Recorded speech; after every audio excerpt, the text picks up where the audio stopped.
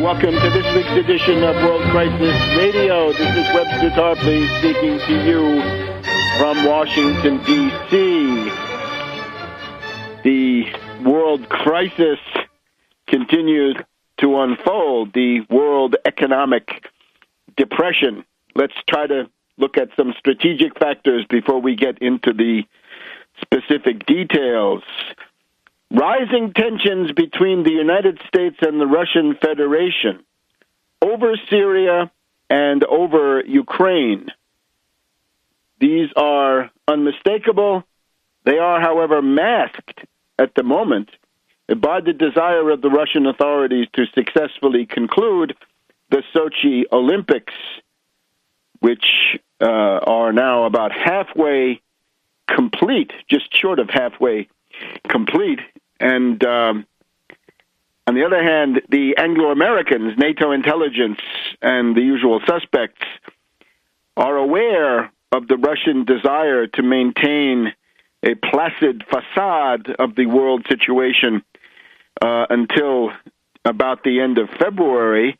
This may be a strong temptation for the Anglo-Americans and the NATO puppet states to push forward in some kind of more ambitious provocation. Look for people like Poland, Sweden, the Baltic states to be involved in something like that vis-a-vis Ukraine. And in Syria, any number of powers could be involved. At the same time, it's probably not a good idea to over-dramatize this. There are some people who have been seeing World War III around the corner for quite a long time. It seems to be key to their fundraising, and that has to be factored in. But as I have pointed out from the very beginning of the Ukrainian crisis, and indeed going back to 2004, Ukraine is incomparably more dangerous than anything in the Middle East ever can be, because in Ukraine we have the possibility of a direct collision of nuclear powers. The scenario, we've looked at it before, Ukraine splits, secessions occur, fighting starts in Ukraine, Polish troops sent by NATO or acting on their own but with NATO cover, and perhaps other forces come in from the west, and they're responded to by Russian forces coming in from the east. And there you have a collision between nuclear NATO and the nuclear Russian Federation. So all the more urgent for the United States to drop its support of the neo-Nazi, neo-fascist, and extremist demonstrators who have occupied this Euromaidanek in Kiev, and have also used these commandos from the Middle East to seize control of administration buildings in different parts of the country. So this is the background. We'll look at Syria and Ukraine in somewhat more detail. And then at the same time, here in the United States, we're witnessing what I have talked about as the breakup of the Republican Party. The breakup of the Republican Party proceeds apace. This week, because of the inherent weakness of his situation, tremendous pressure from Wall Street zombie banks and hedge fund hyenas on Boehner. Don't mess with the debt limit. Don't go to the brink. Don't rock our boat. Don't spoil our racket. Don't make us incur losses. We hate losses, Boehner. Do your job, barkeep. The John of Orange, as he's called, the Orange Man, has capitulated on his usual blackmail concerning the debt ceiling. And, of course, the debt ceiling, the debt limit, is unconstitutional under the 14th Amendment. We shouldn't even be talking about it. But Boehner's weakness and the inability of his internal opposition to agree on anything, even among themselves. These people are the essence of anarchy. They are chaos personified. They are anarchs, chaos. They can't agree, so Boehner throws up his hands and says, I'll give you your clean bill. The only hope he has is that in election year demagogy, he can say the Democrats are the party of debt. It opens the way for Obama to spend. No, it doesn't open the way for Obama to spend a penny. It opens the way for the United States not to go bankrupt and to obey the 14th Amendment in that Constitution you clowns are always prating about. Well, that, of course, now is the prelude to a huge rebellion. We're going to savor every detail of this Republican breakup. We've got Mark Levin, we've got Limbaugh, the Institute for Retarded Reactionary Ranting is going into high gear. And most important for us, we've got the Senate Conservatives Fund attacking Boehner, demanding his ouster. We've got the Tea Party Patriots attacking Boehner, want him out. And Freedom Works want Boehner out. The GOP is splitting before your eyes.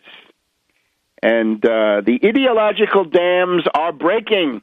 Indeed, the period 1968 to 2008 is over. It took quite a while for the ice to begin to break, but it is now breaking. We've got attempts to organize a union in Tennessee. Hallelujah. It would be the first unionized foreign auto plant on former Confederate territory. And, of course, we know the union-busting right-to-work laws. We know the neo-Confederate commitment to low-wage economics, absolutely unviable in the modern world for the United States or any advanced country, or really any country. Nobody can survive on simple low-wage race to the bottom, because there's always somebody who can bid under you, and that will never end. So, possible union in Tennessee, we're supporting the UAW, warts and all. This is a structural question. Doesn't matter. The quality of the union is a secondary consideration. The structural question is what's important, right? Is there a counterweight to the predators of finance capital, the zombie banks, and the hedge fund hyenas? The thrust for a minimum wage is breaking out everywhere. We've even got a Republican, a self-styled conservative Republican in California who wants to use the minimum wage to get the Walmart bloodsuckers, the Walmart parasites, meaning the Walton family, off the backs of the American taxpayer with the Walmart business model, meaning that wages are so low that their workers need food stamps. And the taxpayers are tired of subsidizing the super rich Waltons. Well, it's about time. And the Austrian ideology is collapsing really all over. As, for example, we see here with the Republican capitulation. Oh, we've also got Obamacare gaining in acceptance. Whatever you think it is, right? It's better than nothing. And the more people buy into it, it's now 3.3 million, on track to reach 5 to 6 million by the end of March. People become a stakeholder. They realize they have economic rights, and they realize that what they've been given is but a small part of their inalienable, God-given, inherent economic rights to health care under modern conditions. I know Ron Paul thinks Americans don't have a right to health care. I'm sorry, Ron, we do, and that goes for you too, little Rand. So all of these things are going on. Obama, however, continues his betrayals on the Trans-Pacific Partnership, despite the rebuff from Harry Reid. The Obama White House continues to attempt more free trade, more giant sucking sound. We're saying no to the fast track, no to the TPP, and a 15% protective tariff. Obama not lifting many fingers for the long-term unemployed. And last week he signed this odious farm bill, cutting food stamps, cutting SNAP by $8.5 billion over 10 years. And we've also got the drama of the Postal Service. We'll try to talk about this. If you wanted to destroy the Tea Party, support the Postal Service. Precisely the rural areas where the Tea Party is strongest are the areas where the Postal Service is most indispensable. You could smash them on that issue alone. Back in a minute on World Crisis Radio. Welcome back to World Crisis Radio. It's St. Valentine's Day, and it's the 14th of February. And here in Washington, we've just had a significant snowstorm. The Weather Channel wanted to call it POX. Well, that's certainly fine. Peace, always a good idea. But maybe snowchy. is a good name for this storm, to remember it in the catalog of storms. About a foot of snow here, which is somewhat above average for this part of the United States. Pretty far south here, after all. Syria. Concerning Syria, we have the following interesting combination.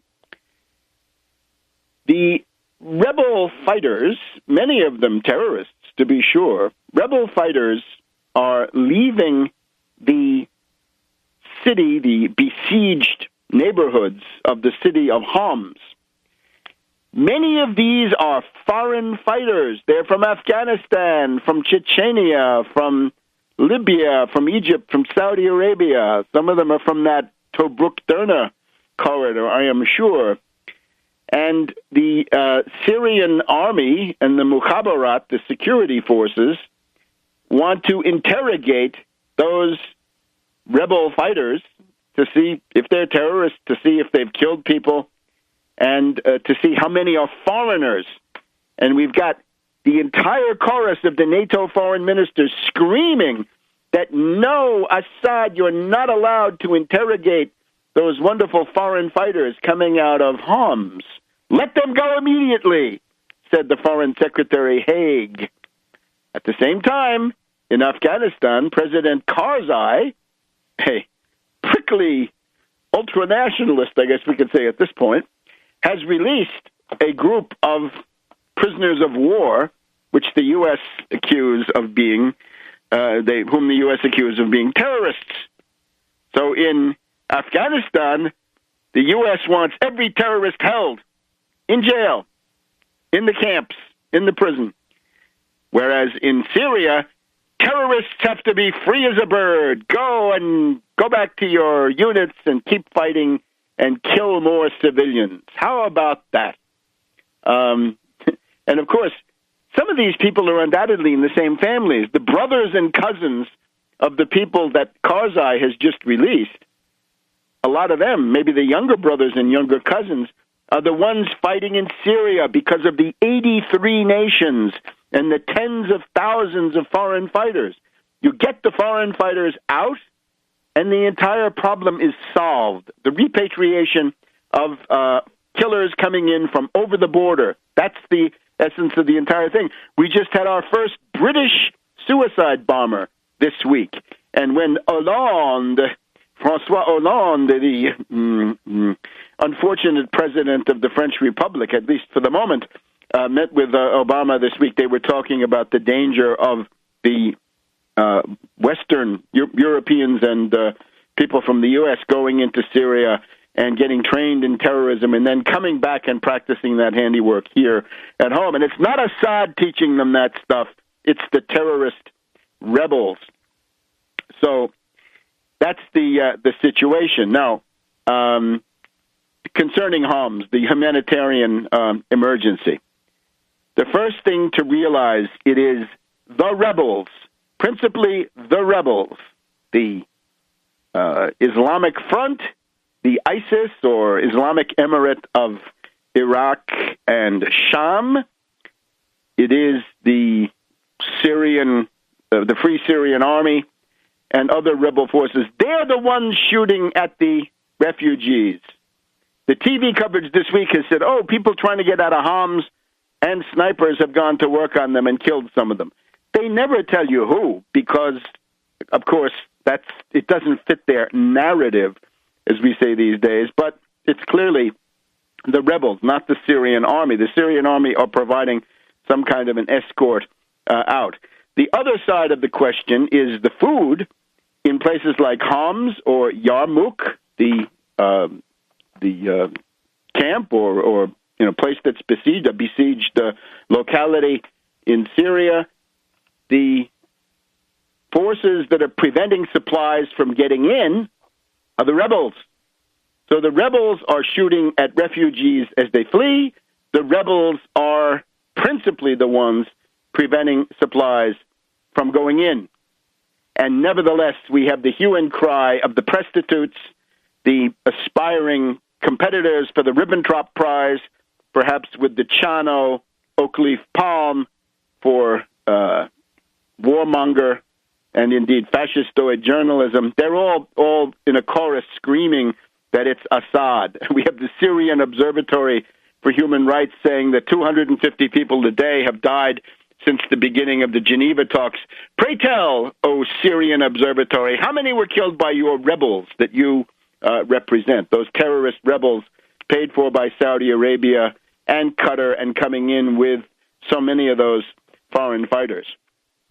Now, the danger on Syria is considerable, and it rose this week with Hollande. Francois Hollande, as we know, his affections are changeable, but his devotion to war seems to be a constant, and you can see why. His economy is a shambles. He promised the end of austerity. He has now flipped. He has betrayed every election promise, and he's now trying to impose more austerity on working people and pensioners and the lower income strata of the French population, even as he says he's going to cut business taxes.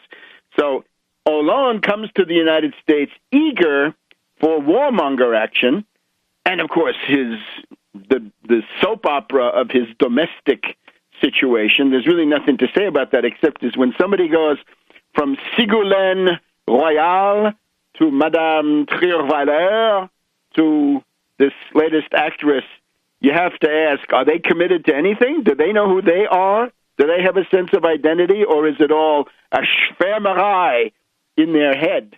I'm afraid Hollande qualifies for that. So Hollande has pulled Obama significantly down the primrose path to war, and of course he's not alone.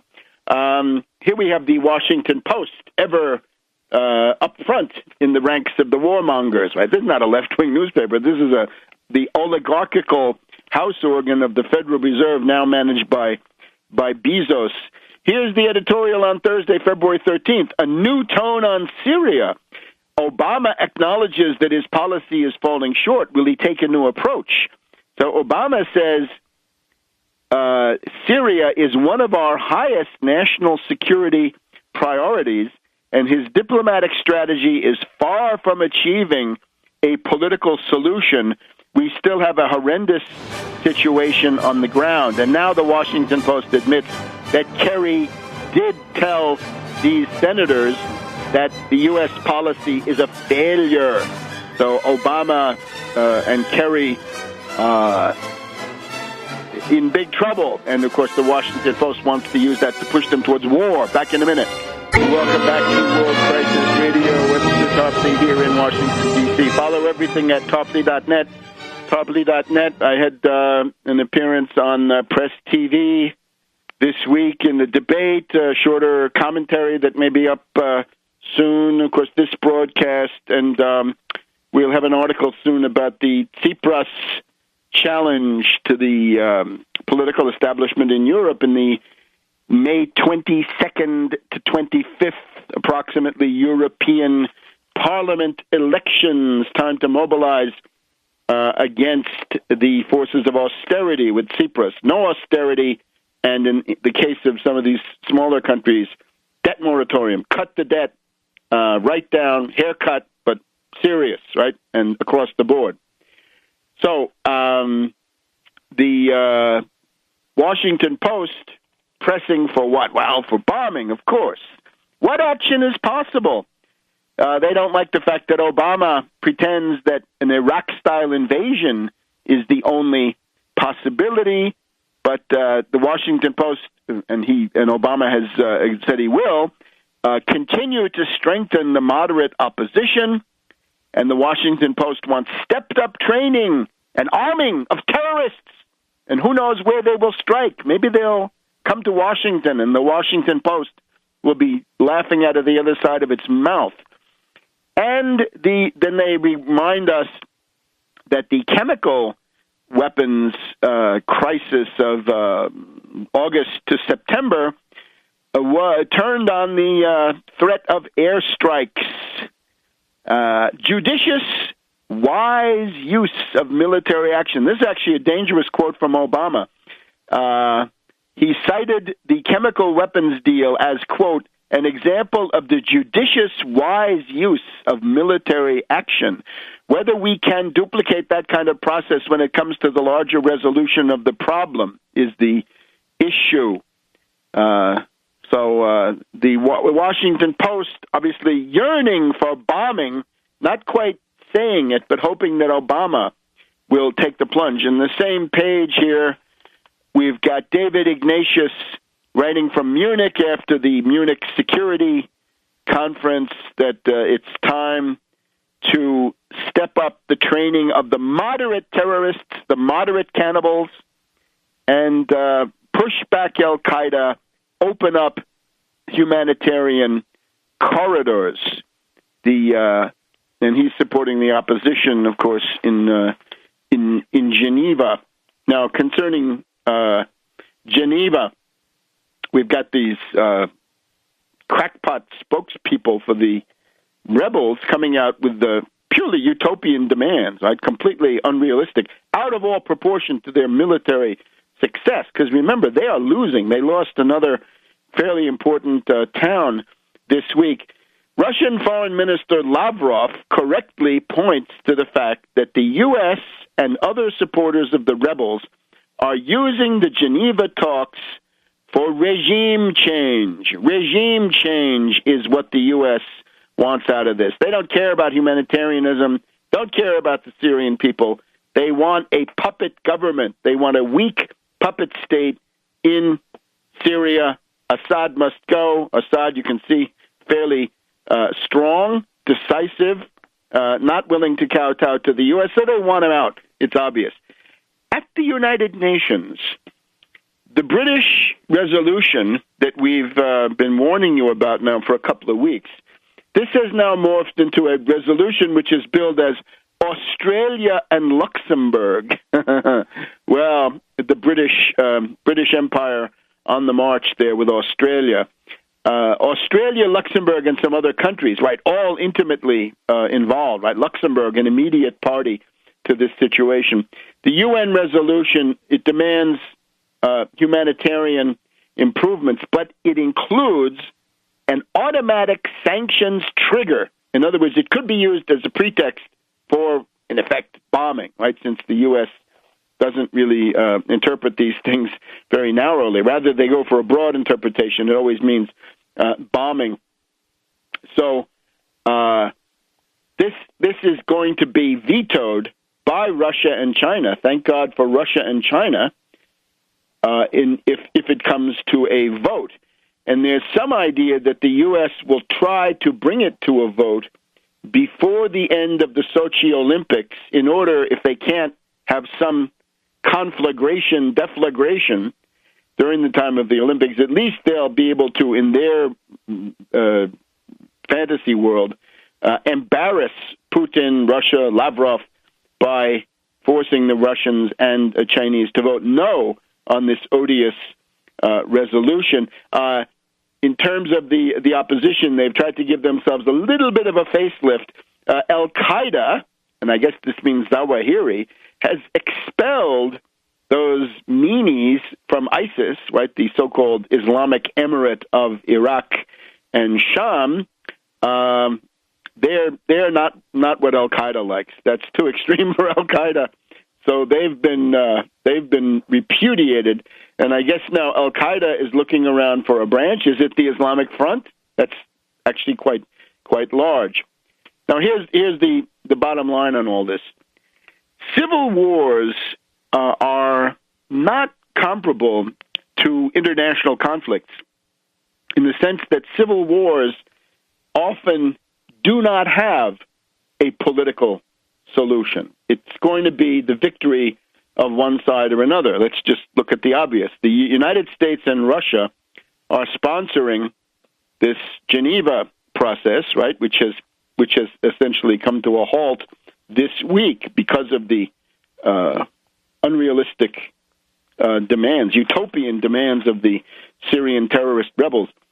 We look at the history of these two countries, we will see that the most recent civil wars in each case had no political solution, only military. United States Civil War 150 years ago, 1861 to 1865, there were minor attempts at negotiated solution. The negotiated solution the Confederates wanted would have been one imposed by Britain and France and Spain and some others. That was blocked by Russia, as I showed last September and on C-SPAN with my speech about the Russian fleets. Appomattox, and then the surrender of Joe Johnston to Sherman in the Carolinas, that was a military solution. Similarly, Russia, after World War I, the Russian Civil War, with foreign intervention, right, by all kinds of imperialists, Japan, U.S., France, Britain, all around the periphery, that Civil War had no political solution, only military. So it is perfectly possible that given the mentality of these rebels, who insist on the ouster of Assad before anything else, that there will only be a military solution, and it will not be to the advantage of these rebels, right, as they fight among themselves and kill each other at the same time that they kill civilians, and they try to kill as many of the Assad forces as they can. The Lebanon example from 1975 to 1989, approximately 15 years of civil war, perhaps not comparable, and even in that case, what would you say at the end? A mutual exhaustion, or was it a political solution? It's interesting to speculate about. But in larger countries, the U.S., Russia, and maybe Syria, that I think may not be the result. Now, we've got therefore the continuing push for these war developments, right? Haig, obviously, the foreign secretary, evoking the specter of Srebrenica in 1995, massacres, he says. Well, we won't go through the British complicity with Lord Owen, in what happened there in the Balkans. But again, if you don't like what's going on, then you should tell Prince Bandar of Saudi Arabia to pull his foreign terrorists out of that country, and things will calm down relatively quickly. Back in a minute on World Crisis Radio. Welcome back to World Crisis Radio. Webster Tarpley here in Washington, D.C. Now, the other question where the Anglo-American insanity comes to the fore, this strange mood that we are seeing. In the case of Syria, it's a kind of a resentment, it's embarrassment, it's frustration among these elites. They're not getting what they want. They want regime change. What's wrong? What's wrong with our bloody color revolution and Arab Spring strategy today, this year, and this decade? Not working. And then Ukraine. And here, what have we? The attempt of the Western powers to use these right-wing groups, reactionary groups, racist, ultra-nationalist, and when you say nationalist in this part of the world, it doesn't really mean nationalist. It means racist in terms of a nation. That Ukrainians hate Russians, hate Poles, hate foreigners, hate Jews, all the different groups that Chanibok is documented as hating. And we've got the Russian Foreign Minister Lavrov in Kommersant Thursday points to his prognosis is that the attempt by NATO to destabilize the existing government of Ukraine, he thinks this will fail. It appears doomed, he says, the destabilization. The social engineering is headed for poor results. Look at the consequences of external interference in Iraq, Afghanistan, or Libya. No export of revolution can succeed. And of course, he also goes on to say the actions of the anti-government forces in Ukraine show that they are nationalistic, again it means racist, extremist, and anti-Russian, anti-Semitic, and racist.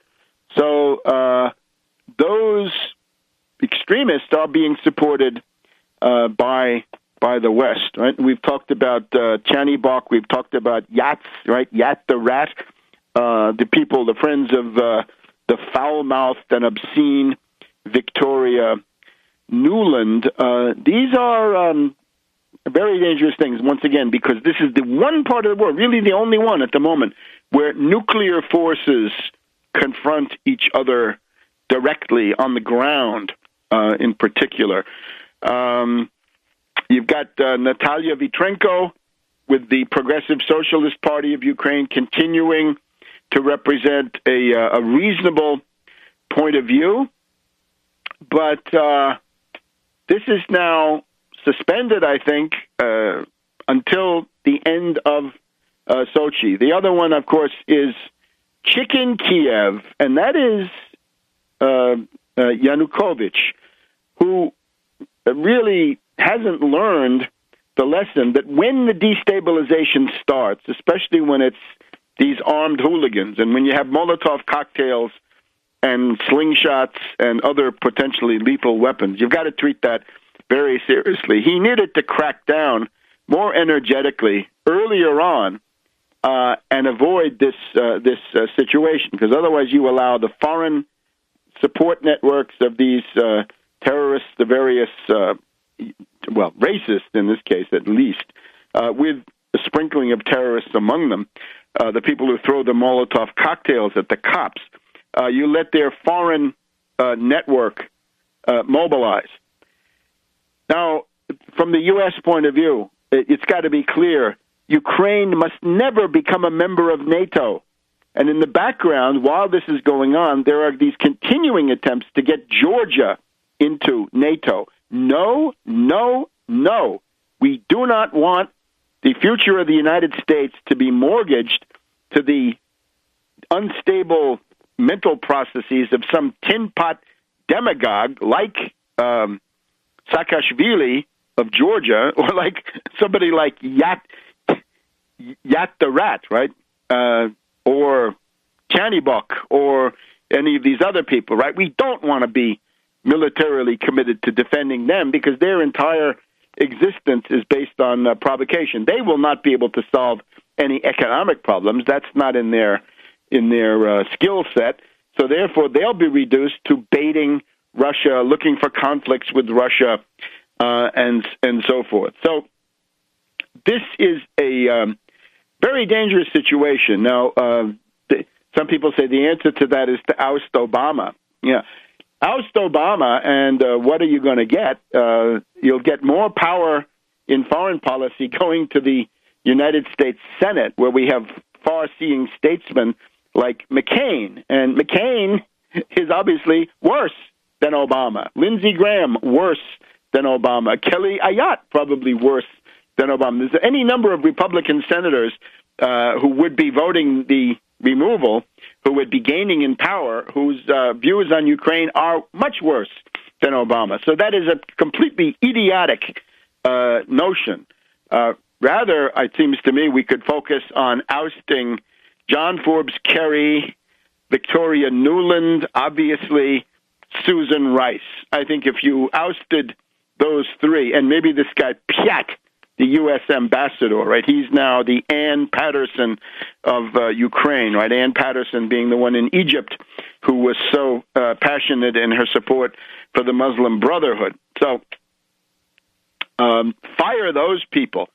McCain in particular, as I've said before, compared to the neocons probably realized to a much larger degree that they were lying about Iraq and Afghanistan too, but primarily Iraq, that when people like Feith or Wolfowitz or Shulsky came forward with these crazy predictions of what would happen in Iraq, they knew this was a lie. So therefore they still had a reality principle working.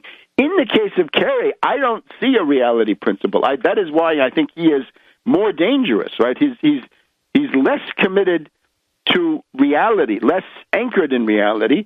And again, one of the things about his fascist sympathies in Ukraine may go back to his pillow talk, right? His wife, Teresa Heinz Kerry, of course, comes from the Portuguese colonial empire under Salazar.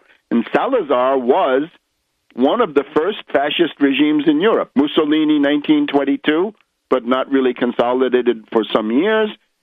Salazar, Portugal, 1926, and that went on until about 1975. So 50 years of fascist rule in Portugal, and that's what Kerry is married to. And the people who were sent to Mozambique and the other Portuguese colonies were perhaps even worse. Now, that's Ukraine. On the other side, there's a big positive development this week.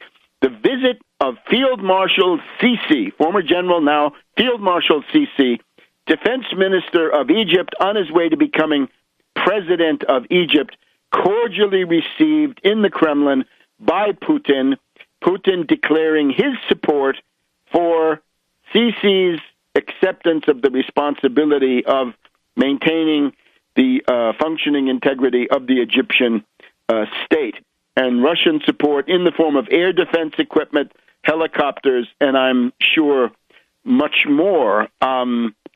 We also ought to remember the Soviet technicians were kicked out of Egypt by Sadat. And when was it? About 1974, 1975. This was a great turning point of the Cold War, where Russia, Soviet Union, which had been the partner of Nasser, they were driven out a couple of years after Nasser had died. Sadat had come in. Sadat was somebody who was much influenced by British philosophical radicalism, really the precursors of the libertarians, right? John Stuart Mill and Herbert Spencer and this garbage. That was what Sadat thought was admirable. So Sadat ousted the Soviets. Now they ought to come back, and they ought to think about development projects. Think about that second Nile, actually getting that going, taking that all the way to the Mediterranean. We'll be back in just a minute on World Crisis Radio. Welcome back to our second hour here on World Crisis Radio. If things keep going like this, John Kerry and Nuland will be invited to the annual reunions of the SS Galicia Division, which seems to be the ideological home of Klitschko, Tjanibok, and Yatsenyuk, the three friends of Nuland and of Piat, and that will be very interesting. There was, of course, a pro-fascist group in the State Department during World War II. Right, there was Breckinridge Long. There were lots of people. George Kennan really spoke for that pro-German anti-Soviet group. So they're still around. Maybe we can look at Nuland, even though she is a parvenu, and obviously canaille, white trash in her own way, with that kind of language. This reminds us that there is a tradition of fascist sympathizers inside the State Department. Nothing new, and then, of course, they masked themselves again with anti-Sovietism. Now, let's look at this European situation in terms of active politics now, right? What can we also do to intervene? And you can do plenty. As of this week, the unemployment rate in Greece is now 28%. Now, this is after, 4 years of deflationary super austerity, hyper austerity, genocidal austerity, killer austerity. It's a failure. Down with Samaras, down with the new democracy. Tsipras must become prime minister. Indeed, he really ought to become prime minister before the May elections. And similarly, if we look at Italy, which is under the same kind of austerity dictatorship, although not quite as extreme, the news is that in Italy, the youth unemployment has now reached 40%.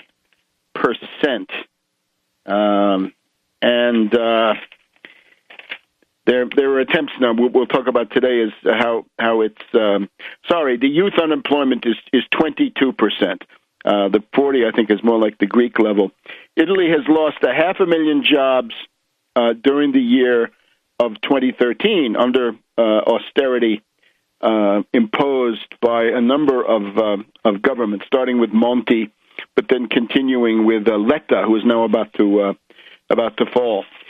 The first thing to notice about Europe, though, is the parties of the Socialist International, the Second International, have responded to this depression, at least in the last year or two, by moving sharply to the right.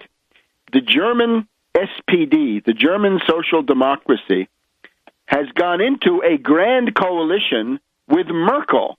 And Madame Merkel is the embodiment of genocidal austerity in the European framework, right? She is the tormentor, not just of Southern Europe, but of all of Europe. Because remember, in Germany, the unemployment is sky high, but it is masked by the so-called Hartz IV system, where if you're long-term unemployed in Germany, they transfer you to a kind of limbo between being employed and being unemployed. You don't count as being unemployed, and you receive some wretched pittance, 500 or 600 euros a month, and you're also forced to do any job that they ask you to do on pain of being cut off completely. So tremendous amounts of German labor power are being wasted. Okay, the Social Democrats go into a grand coalition with Merkel.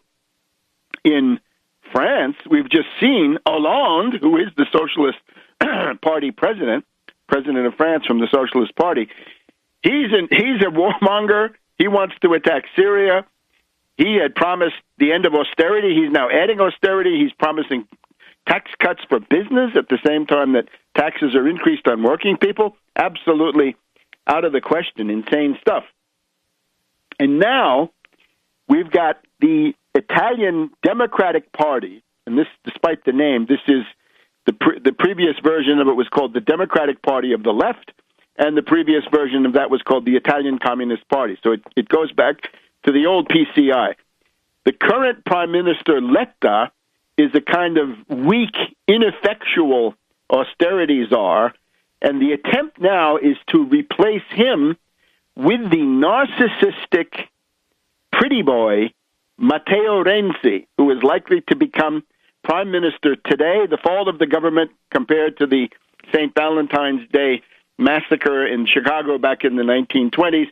But out of this, you're going to get Renzi. So France, Germany, Italy, the big three on the continent, Social Democrats, Second International parties, turning way to the right in the service of austerity, in the service of an austerity that comes down from the fascist Barroso at the European Commission, and which is dictated by Draghi of the European Central Bank, by Goldman Sachs, and by the rest of them, right? Monti and similar people in other countries.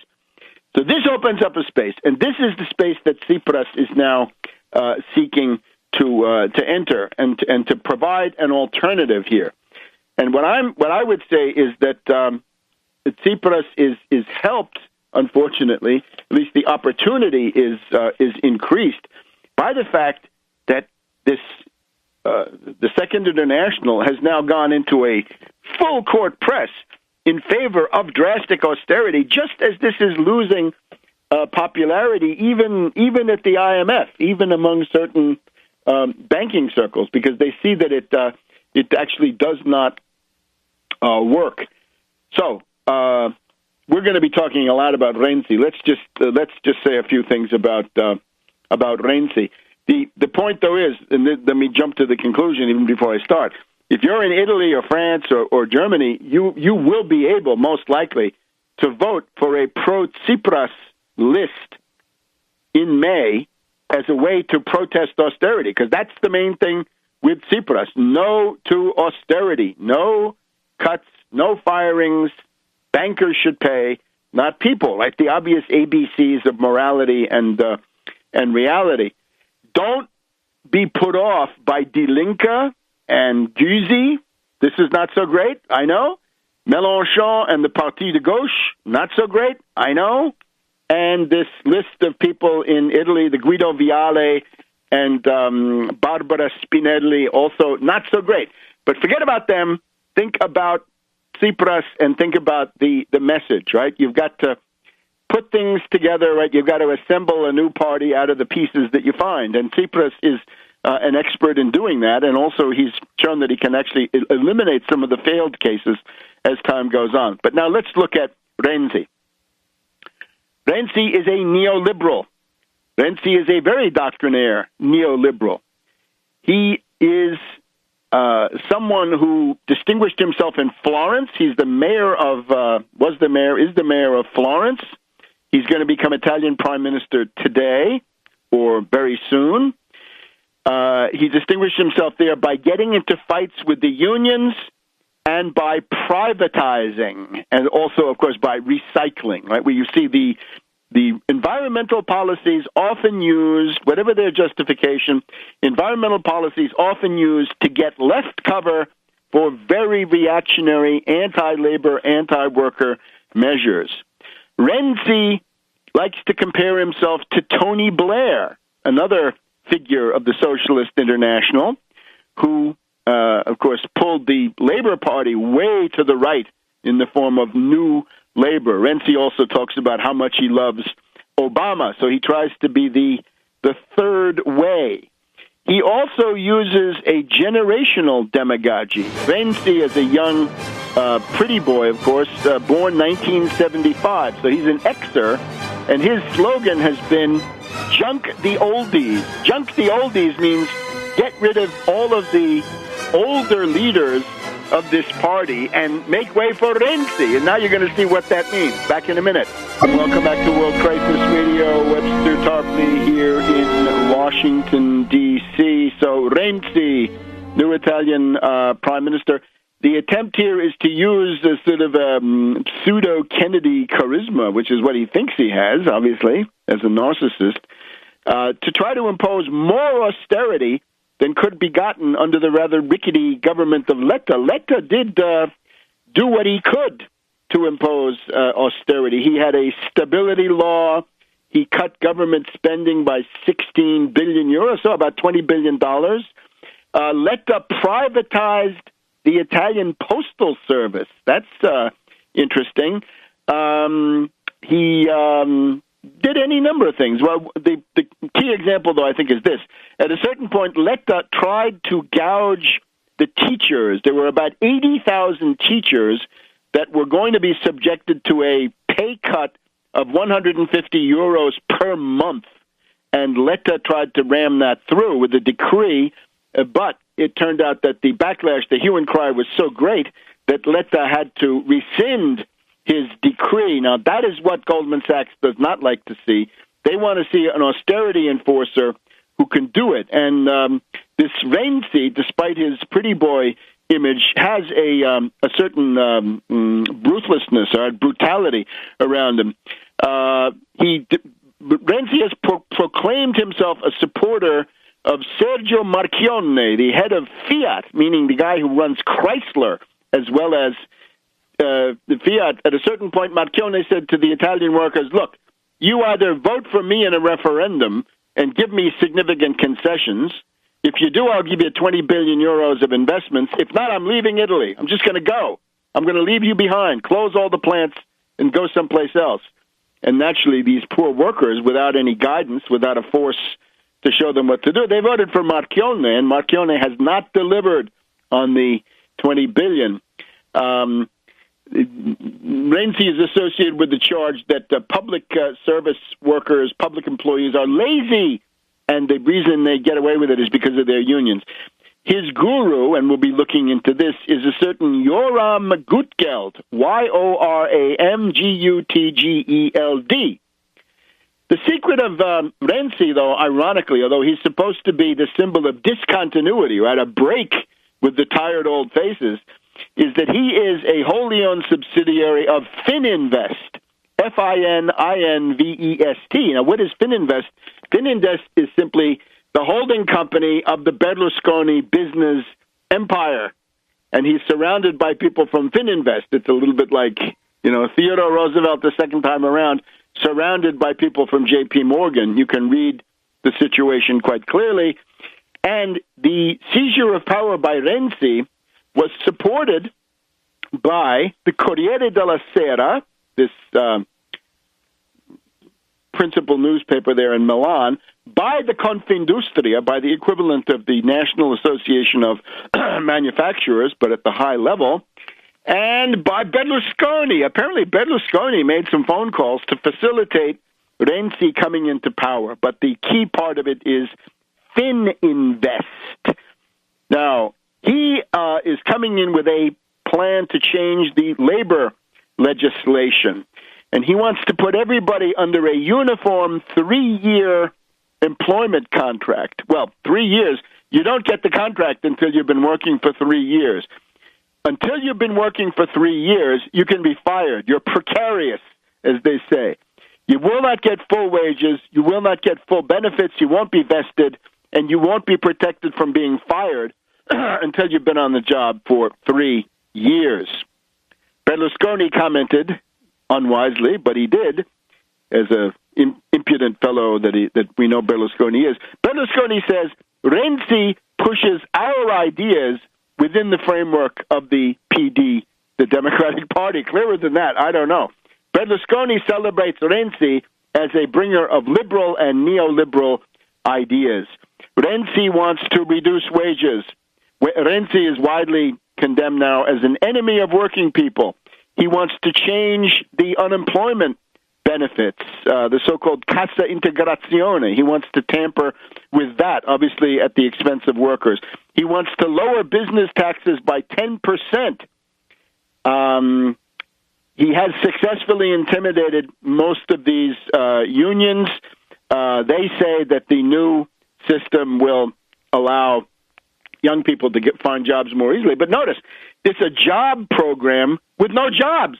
The only thing it does is gouge working people. There's not a single job created. There's no government investment, not in the Italian budget, not in the Bank of Italy's credit creation, nothing.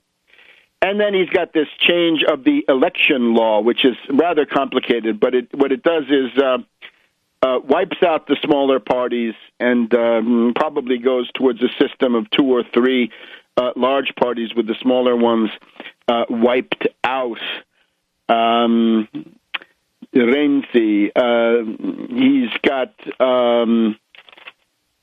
support now from the PD. Interestingly enough, the Italians don't like this. Most of the polls that have been taken in the last couple of days show that there is a great distrust and suspicion for Renzi. This was always true in the more PCI parts of the PD, the people who came from a working class party or one that pretended to be so, and they obviously, with Renzi, is a neoliberal. They don't like him. A lot of them voted for him in the primary that got him the post of party secretary, but now a great deal of distrust because Renzi had repeatedly said, I will not try to take over the prime minister's post with a coup. In other words, simply through machinations to drive out one prime minister and bring in Renzi. This is known as the relay, two people in the same party fighting over the power post. But he said, no, I'll make sure that I come in as a result of an election. Now, he hasn't done that, and that would indicate that he's in trouble because public opinion doesn't like it. The other thing is, President Napolitano, right, the kingmaker, is not up front in this. Maybe they decided to give him a rest, and here's the form that it took. The U.S. journalist, Alan Friedman, although working for the London Financial Times, had assembled a book called Killing the Leopard, which was the story of how Berlusconi was brought down in November, December of 2011. And you'll recall that the way that happened was that Napolitano, the president of the Republic, brought in this Monti, a professor of economics at the Bocconi, a wild neoliberal ideologue who then wrecked the country with extreme austerity policies, more so than Letta has been able to ram through. This was done rather quickly, but what Alan Friedman brings up is that the machinations, the secret meetings and the secret contacts by Napolitano with Monti and others were in June, July and August of 2011, not in November, December, when the spread crisis hit the Italian bond market. Back in a minute on World Crisis Radio. Well, welcome back to World Crisis Radio. So the new Renzi government, it is the result of a creeping coup. Since Renzi won the primaries in the Democratic Party to become party secretary in December through January, February, this narcissistic adventurer has been carrying out a creeping coup. He's the top creep, and he's now brought it to fruition with Corriere della Sera and the Confindustria and Berlusconi behind the scenes, and perhaps some help from Merkel as well. And the goal is going to be extreme austerity. So the Alan Friedman book, Killing the Leopard, goes through how Napolitano was scheming and plotting a conspiracy, conspiracy in June, July, and August of 2011 to have Monti ready to bring him in with a program done up by a guy called, he had actually gotten this program set up in advance, and so it was ready to go when Monti was brought in November, early November of 2011, and that's the great turning point. That's the first of the great coups in the recent phase by Napolitano. Attempts to impeach Napolitano by Grillo and others have broken down, and the Grillo people have proven incapable of staying on message. They cannot fight against the Bank of Italy and the austerity forces because they have to mix this in with their crude hatred of women. And again, that hatred of women, always an aspect of fascist movements. So that's the situation. Now, if you want to protest against that, it's clear. You vote for Tsipras. You hold your nose on Guido Viale and vote for Tsipras. And how about this? If Renzi is brought in and attempts this attack on labor, these are attacks on something called Article 18 of the Italian labor laws. Article 18 is supposed to protect you from being fired for no reason, for no good reason, for no cause. This was undermined by Monti and his labor minister, the infamous Fornero, but it's been chipped away at by Letta. But now again, Renzi coming in with yet another frontal attack on that.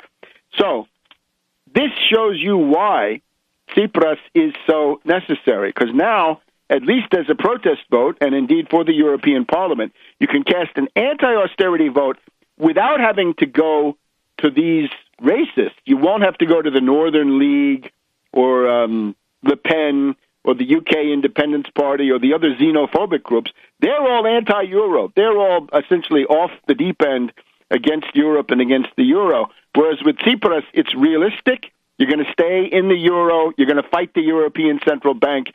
You're going to reduce the debt. You're going to roll back austerity and rehire people. It's eminently practical. Notice that the World Socialist website, if anybody's ever looked at this, Trotskyists of all sorts, they hate Tsipras because he's, as I would say, the real thing, and it galls their sectarian outlooks. All sorts of other people who don't have anything to say about Tsipras. You can imagine some of them. So that's the Italian situation. Now let's come home. One last thing: the Green Party forces in Denmark are attacking Tsipras. They're attacking the left party, the European left party. These Danish Greens say, "Oh, we didn't get a chance to put our guy up there. We didn't get a chance to compete, and therefore we're angry with Tsipras and company for taking over this post." Notice the Green Party, always right-wing, their flagship, the German Green Party, pro-war in Bosnia, pro-war in Afghanistan, and ready to go into coalitions with the CDU. Well, so is the SPD. they might say. But this, obviously, it's not an alternative. The European Green Party ticket will be taking them apart in the future editions of the program. All right.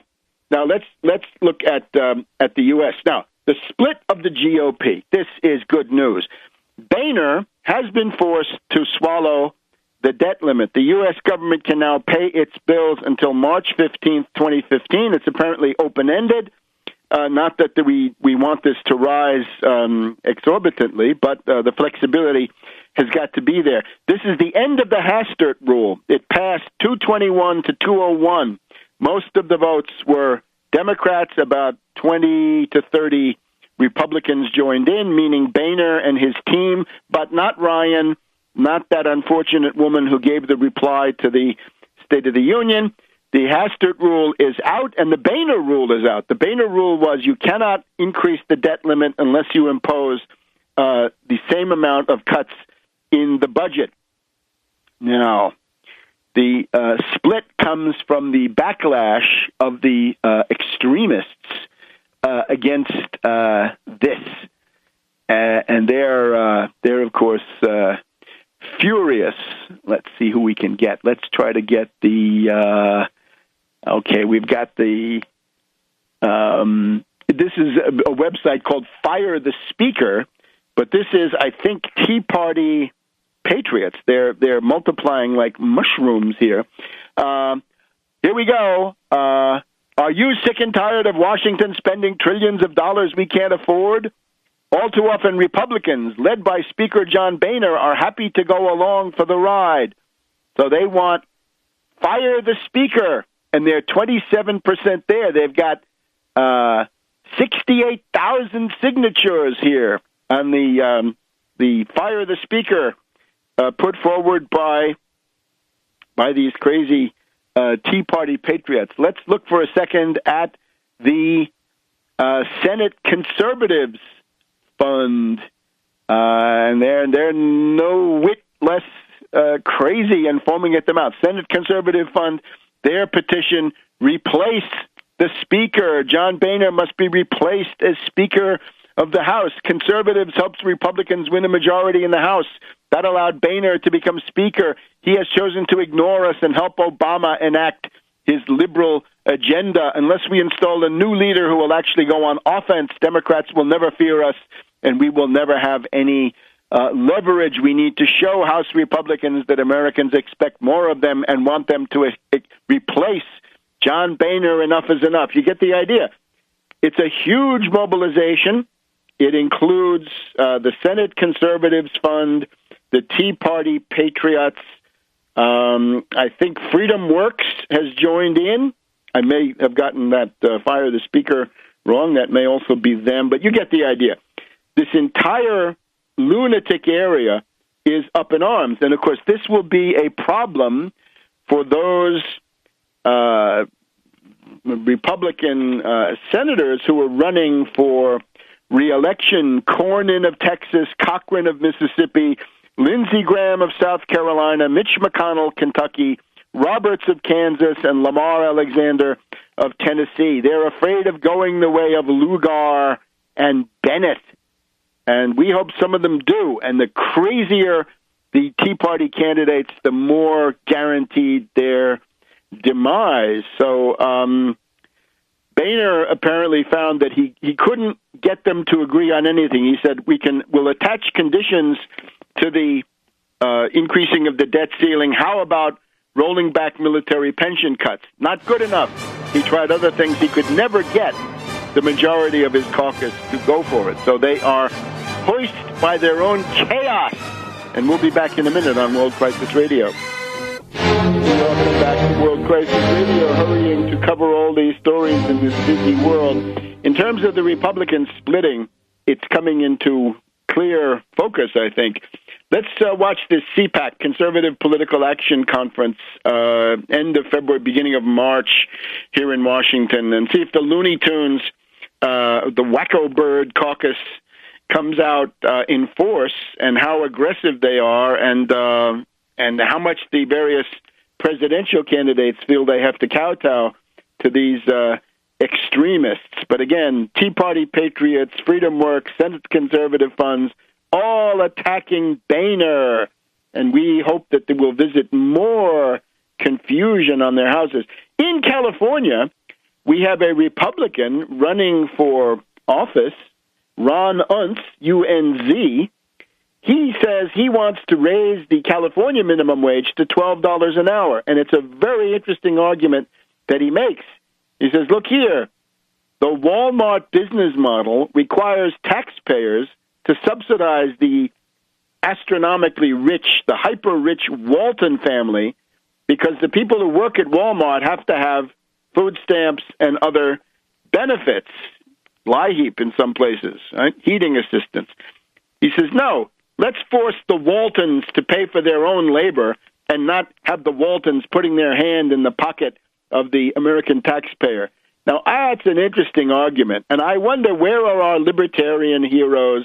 Where's little Rand when it comes to this? How many Republicans are going to defend the taxpayers against the rich parasites like the Waltons? Okay, so Republicans in trouble on that one. Now, Obamacare, up to 3.3 million people, plus millions more who came in on the Medicaid expansion, 3.3 million through the exchanges, through the website, 1.2 million in January. This is on track to have 5 or 6 million people by the end of March. Now, the question with that is, that then becomes a vested interest. And what are you going to do, Republicans?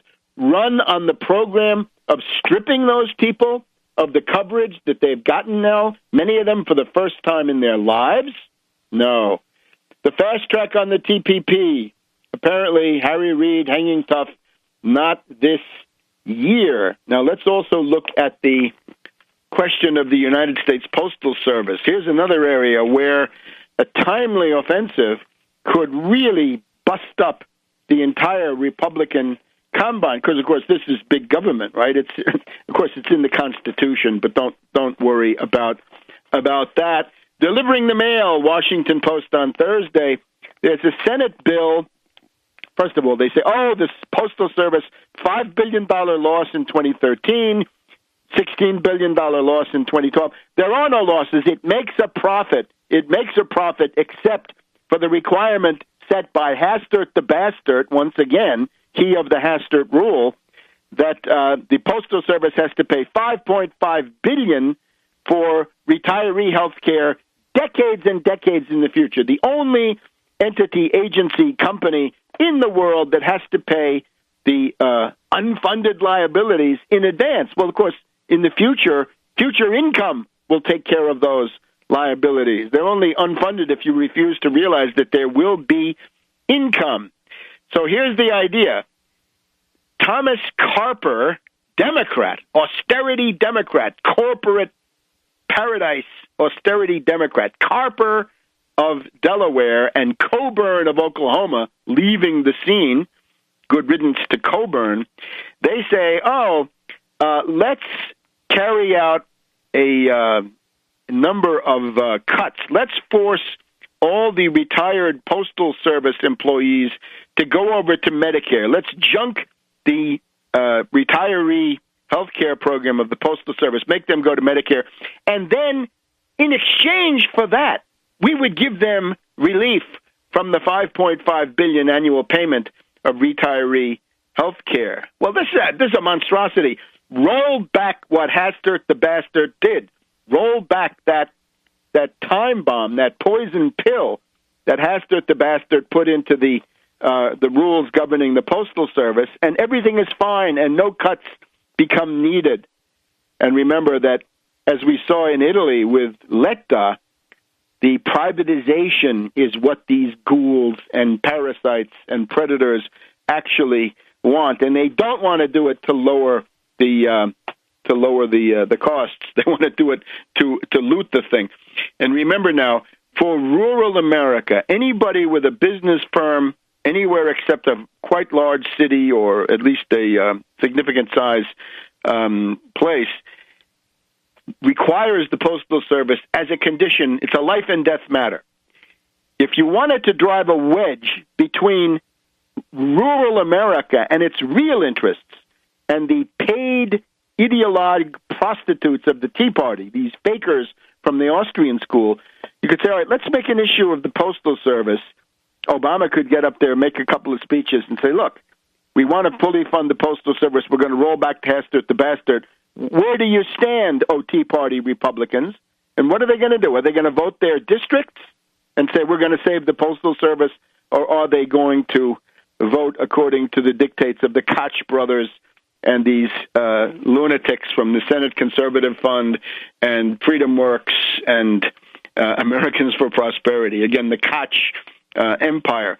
This issue alone could drive another wedge, not just between the Sam's Club Republicans and the Country Club Republicans, as it's been put in the past, but even between the Tea Party grassroots and the demagogues who have battened onto this. Because remember, Bachmann and Rand Paul, they were there way before the Tea Party. They're not from the Tea Party.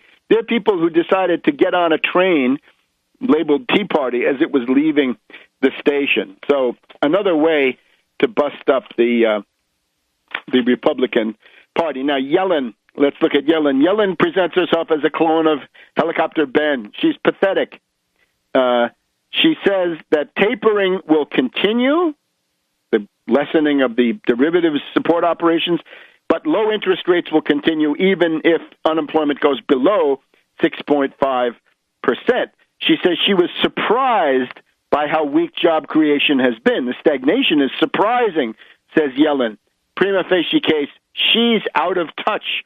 She was supposed to be the populist People's Democratic alternative to Helicopter Ben, and we see now it's not the case at all. She says monetary stimulus is not a panacea. Correct. Nor is fiscal stimulus from the Congress, right? A deficit or some tax cuts. That's not a panacea either. But what might be effective, I don't know about panacea, is a credit stimulus, Yellen, not monetary stimulus. Credit stimulus. We want windows, the TAF, the TALP, the primary dealer credit facility. We want $5 or $6 trillion at 0% for as long as needed to rebuild infrastructure. And of course, the most that the primitive Tea Party demagogues could do is to prate about auditing the Fed. Great. That's really going to pull Joe Sixpack into action. The idea of auditing the Fed, boy, he's looking forward to that. That's really going to help him. Auditing the Fed, I can tell you what it will reveal. The Fed is corrupt. I just told you. You don't need to audit the Fed. They're corrupt. What are you going to do about it? Let's jump to the chase. Let's get to the implementation, not just the posturing. And again, the implementation is we want a credit stimulus through a Main Street window, an education window to refinance the student loans at 0%, and we want infrastructure built. Right now, the UAW in Tennessee is trying to organize a Volkswagen plant. Now, Volkswagen is neutral. Volkswagen is not doing the union-busting number that a U.S. company might well do. Volkswagen deals with a factory council. It's not a works council. What is this British talk? It's a Betriebsrat, meaning factory council. The factory council, which would be set up, and of course, this is not exactly the solution to the macro problem because it's kind of neo-corporatism, isn't it? On the other hand, some of the things it does are good, but if that's the end of it, if like Richard Wolff, all you have is factory Mitbestimmung or autogestion or some version of that, that's no good. But we're in favor of getting the UAW accredited. So great. Where are all the libertarians on that? If you want to form a union, how come you have to be harassed by elected officials? And the other thing that we wanted to talk about is thermonuclear fusion. At the Lawrence Livermore Laboratory, we have just gone through an important milestone. Laser fusion, inertial confinement fusion of the National Ignition Facility with 192 lasers has reached ignition. Fusion has occurred under laser conditions. So a big step forward.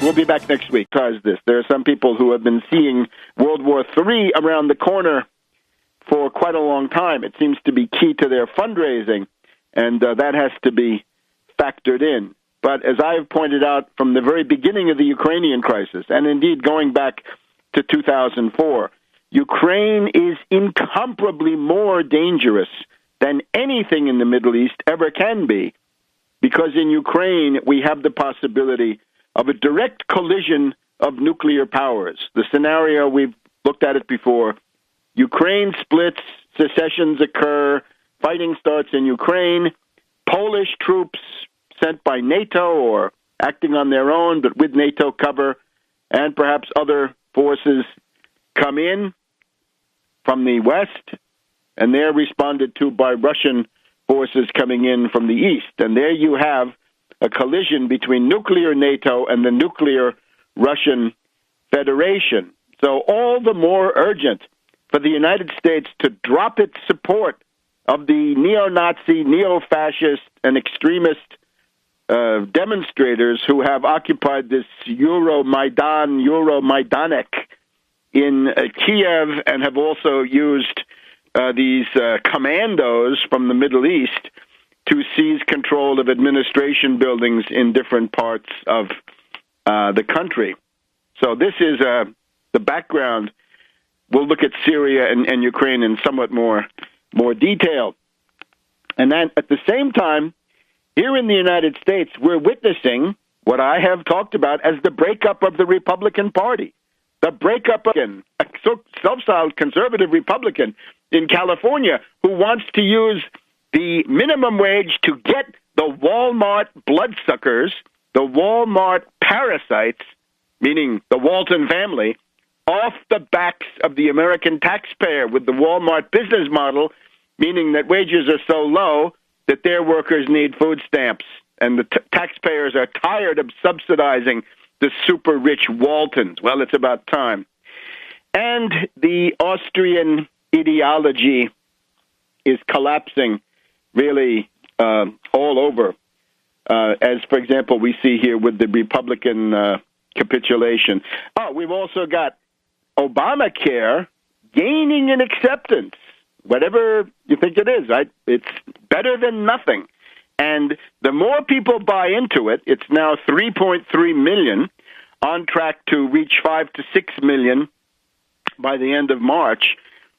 People become a stakeholder. They realize they have economic rights, and they realize that what they've been given is but a small part of their inalienable, God-given, inherent economic rights to health care under modern conditions. I know Ron Paul thinks Americans don't have a right to health care. I'm sorry, Ron, we do.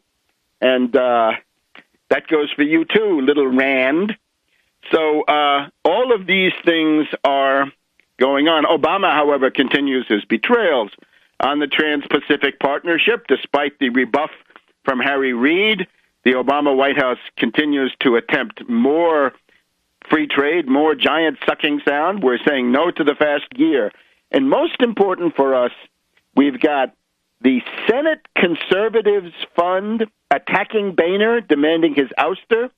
We've got the Tea Party Patriots attacking Boehner, want him out. And Freedom Works want Boehner out. The GOP is splitting before your eyes. And the ideological dams are breaking.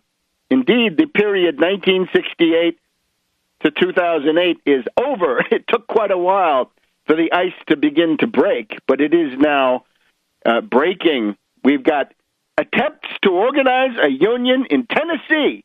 Hallelujah. It would be the first unionized foreign auto plant on former Confederate territory. And, of course, we know the union-busting right-to-work laws. We know the neo-Confederate commitment to low-wage economics, absolutely unviable in the modern world for the United States or any advanced country, or really any country. Nobody can survive on simple low-wage race to the bottom, because there's always somebody who can bid under you, and that will never end. So, possible union in Tennessee, we're supporting the UAW, warts and all. This is a structural question. Doesn't matter. The quality of the union is a secondary consideration. The structural question is what's important, right? Is there a counterweight to the predators of finance capital, the zombie banks and the hedge fund hyenas?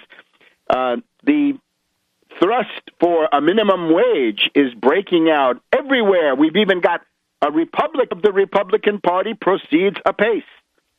This week, because of the inherent weakness of his situation, tremendous pressure from Wall Street zombie banks and hedge fund hyenas on Boehner. Don't mess with the debt limit. Don't go to the brink. Don't rock our boat. Don't spoil our racket. Don't make us incur losses. We hate losses, Boehner. Do your job, barkeep. The John of Orange, as he's called, the Orange Man, has capitulated on his usual blackmail concerning the debt ceiling. And, of course, the debt ceiling, the debt limit, is unconstitutional under the 14th Amendment. We shouldn't even be talking about it. But Boehner's weakness and the inability of his internal opposition to agree on anything, even among themselves. These people are the essence of anarchy. They are chaos personified. They are anarchs, chaos. They can't agree, so Boehner throws up his hands and says, I'll give you your clean bill. The only hope he has is that in election year demagogy, he can say the Democrats are the party of debt.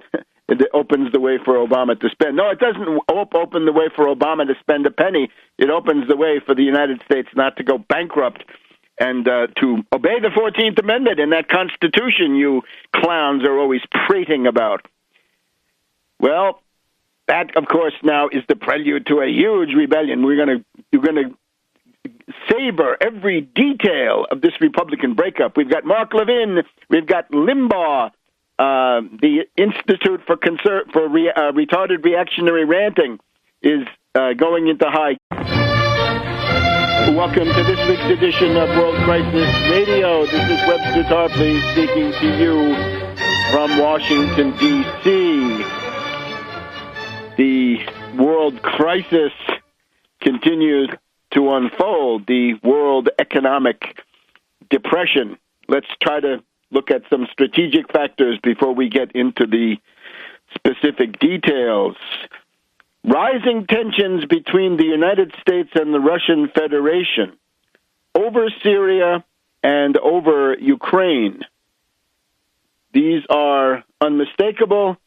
They are, however, masked at the moment by the desire of the Russian authorities to successfully conclude the Sochi Olympics, which are now about halfway complete, just short of halfway complete. And on the other hand, the Anglo-Americans, NATO intelligence, and the usual suspects are aware of the Russian desire to maintain a placid facade of the world situation until about the end of February. This may be a strong temptation for the Anglo-Americans and the NATO puppet states to push forward in some kind of more ambitious provocation. Look for people like Poland, Sweden, the Baltic states to be involved in something like that vis-a-vis Ukraine. And in Syria, any number of powers could be involved. At the same time, it's probably not a good idea to over-dramatize